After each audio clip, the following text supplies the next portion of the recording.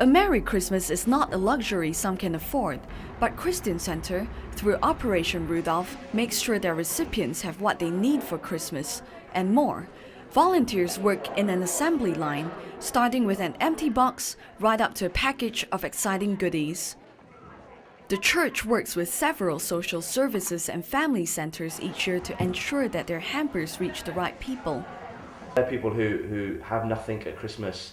I got an email example from yesterday from a social worker saying that one of the families has lived off £5 for the last week. A lot of homeless people, people facing deportation, asylum seekers, refugees, low-income single-parent families, elderly people who are isolated in shelter accommodation, people like that. It's a massive variation. Social worker James Pitcher is convinced that volunteers gain just as much from this. Just last year when we were delivering hampers, there was a group of girls who were actually quite tough girls who come from quite a tough background, and we went out to deliver the hampers to this old lady who lives local to the school, and as we were going they were giving it all that, and we'll just leave it on the doorstep like we care, and at least we're getting out of lessons and all that kind of thing. And then we got there and knocked on the door, and this little old lady opened the door, and we sort of said, we're from the school, this is from Operation Rudolph, it's a Christmas present for you.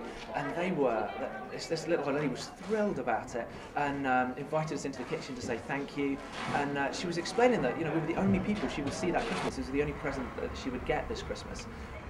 After hours of packing yesterday, the boxes are now ready to be delivered.